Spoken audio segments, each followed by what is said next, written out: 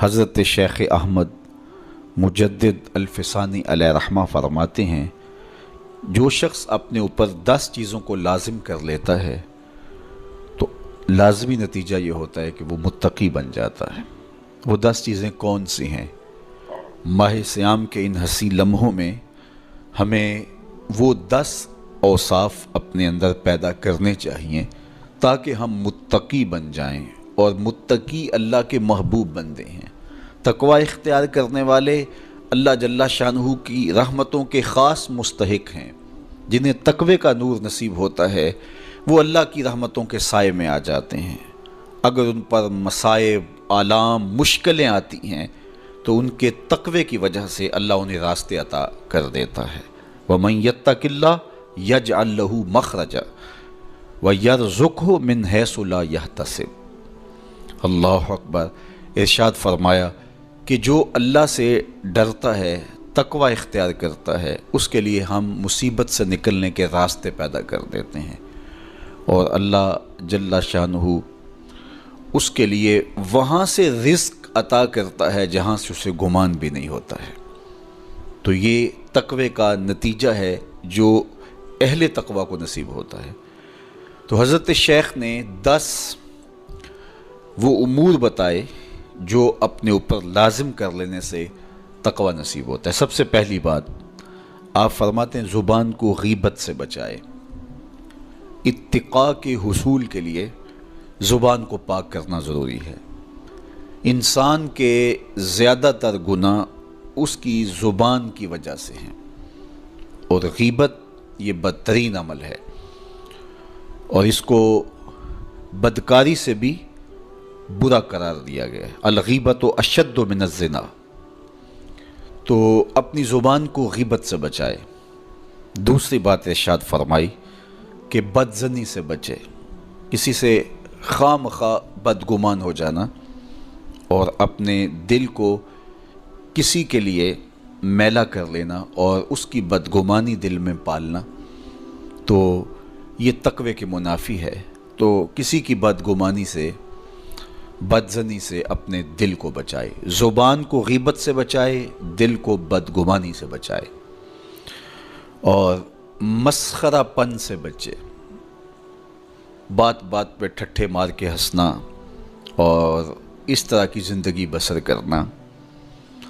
اور آج کل تو جب بھی دوست احباب اکٹھے بیٹھتے ہیں تو سنجیدہ اور متین باتیں کم ہوتی ہیں، زیادہ وقت لطیفوں میں ہی کٹ جاتا ہے۔ انسان کو خوش مزاج ہونا چاہیے، اس کی طبع میں شگفتگی ہونی چاہیے، لیکن شگفتگی، خوش مزاجی اور مسخرہ پن میں فرق ہے، اس کو سمجھنا چاہیے۔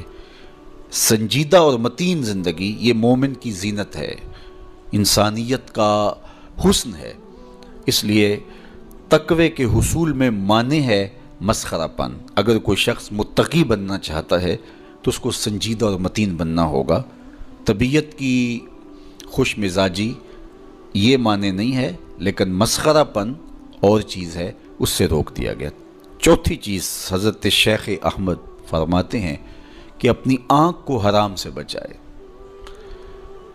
اپنی آنکھ کی حفاظت کرنے سے تقوی حاصل ہوتا ہے۔ جب آنکھ خراب ہوتی ہے تو دل خراب ہوتا ہے، جب دل خراب ہوتا ہے تو پھر پورا بدن خراب ہو جاتا ہے۔ اس لیے وہ دروازہ جو کھلا ہے اور اس سے بدی شر اندر اتر رہی ہے، اور پھر اس سے آپ کا سارا نظم ہستی برباد ہو رہا ہے، تو اس دروازے کو بند کریں۔ تو اپنی آنکھ کو حرام سے بند کریں۔ پانچویں چیز ارشاد فرمائی، ہمیشہ سچ بولے۔ جھوٹا شخص کبھی متقی نہیں ہو سکتا۔ اتقاء کے حصول کے لیے اپنے آپ کو سچ کا خوگر بنانا ہوگا۔ سچ کے بغیر کبھی نہ بولیں۔ جھوٹ بولنے والے کی زبان سے شر پھیلتا ہے، اور جب کوئی شخص جھوٹ بولتا ہے تو حدیث پاک میں آتا ہے اس سے بدبو نکلتی ہے، جس کو عام لوگ تو نہیں سونگھ پاتے، لیکن اللہ کے فرشتے 1 میل دور پیچھے ہٹ جاتے ہیں۔ تو مومن سچا ہوتا ہے، مومن جھوٹا نہیں ہوتا، اور تقوی کے اصول کے لیے سچ شرط ہے۔ چھٹی چیز ارشاد فرمائی، ہر حال میں اللہ کا احسان مانے۔ جب کوئی بھی انسان پر بہتری آئے تو اس وقت یہ کہے کہ یہ میرے رب کا احسان ہے کہ مجھے یہ حاصل ہوا ہے۔ بہت سارے لوگ اپنی محنت کا نتیجہ قرار دیتے ہیں کہ یہ میں نے کیا تو اس کے نتیجے میں یہ ملا۔ بسا اوقات آپ کتنا سیدھا کام کر رہے ہوتے ہیں، کتنی محنت کر رہے ہوتے ہیں، لیکن نتیجہ اس کے برعکس آ رہا ہوتا ہے۔ سیدنا علی المرتضیٰ رضی اللہ تعالیٰ عنہ فرماتے ہیں میں نے اللہ کو اپنے ارادوں کی شکست سے پہچانا، تو یہ اس کی کرم نوازی ہے کہ اس نے ایسا کر دیا۔ صحت میرا کمال نہیں، یہ اللہ کی عطا ہے۔ علم میرا کمال نہیں، یہ اللہ کی عطا ہے۔ لہجوں کی خوبصورتی یہ اس کی عطا سے ممکن ہے۔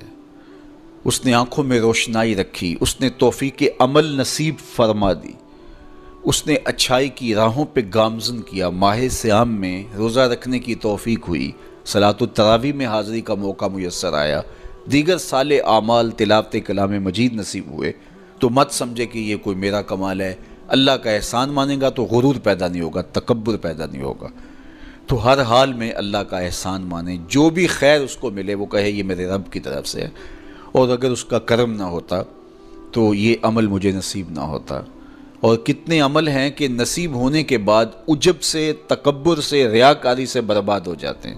کیتی کتری پئی کھو محمد تے سکہ بنیا زردہ، کتنے عمل ہیں کہ برباد ہو جاتے ہیں، تکبر آ گیا، عجب آ گیا، ریاکاری آ گئی، تو یہ اس کی طرف سے ہی ہے۔ تو جب یہ کہے گا تو عجب، تکبر، غرور کچھ پیدا نہیں ہوگا، تو پھر عمل قبول ہوگا اور انسان تقوی کی منزل تک پہنچے گا۔ ساتویں چیز، اپنا مال راہ حق میں خرچ کرے، ناحق راستے پر ایک درہم بھی خرچ نہ کرے۔ کمایا ہوا مال راہ حق میں خرچ کرنے سے اتقاء کی دولت نصیب ہوتی ہے۔ اللہ قیامت کے دن بندے کے قدم اپنے حضور سے ہٹنے نہیں دے گا جب تک اس سے 3 سوال نہیں کر لے گا۔ ان میں سے ایک سوال یہ ہوگا کہ مال کمایا کہاں سے، مال خرچ کہاں کیا۔ جس طرح مال حلال کمانا ضروری ہے، مال کو جائز جگہوں پہ خرچ کرنا بھی ضروری ہے، حق کے راستے پہ خرچ کرنا بھی ضروری ہے۔ اس لیے یہ اپنی طبع کے اندر لازم کر لے کہ کبھی بھی اس کا مال کسی ناجائز اور فضول کام میں خرچ نہ ہو، راہ حق میں اس کا مال لگے۔ 8ویں چیز، نفس کے لیے کبھی بڑائی بلندی نہ چاہے، اس سے طبیعت میں سرکشی آئے گی اور تقوی کے راستے میں یہ عمل مانے ہے۔ اور نمازوں کی حفاظت کرے۔ نمازوں کی اگر حفاظت نہیں کرتا تو باقی سارے عمل اس کے پاس ہیں، تو وہ متقی کیسے بن سکتا ہے؟ چونکہ یہ تو اسلام کا بنیادی فریضہ ہے جو اہل ایمان پر لازم کیا گیا ہے، جو کسی صورت کے اندر بھی، حتیٰ کہ حالت بیماری کے اندر بھی معافی جس کی نہیں ہے، سفر کے اندر بھی نماز کی معافی نہیں، مختصر کر دی گئی، قصر کر دی گئی، لیکن معافی نہیں دی گئی، حالت جنگ کے اندر بھی اس کی معافی نہیں ہے۔ تو نمازوں کی محافظت کرے۔ اور 10ویں چیز، حضرت شیخ فرماتے ہیں عقیدوں کی صحت کا خیال رکھے، اپنے عقیدے، اپنے نظریات خوبصورت رکھے۔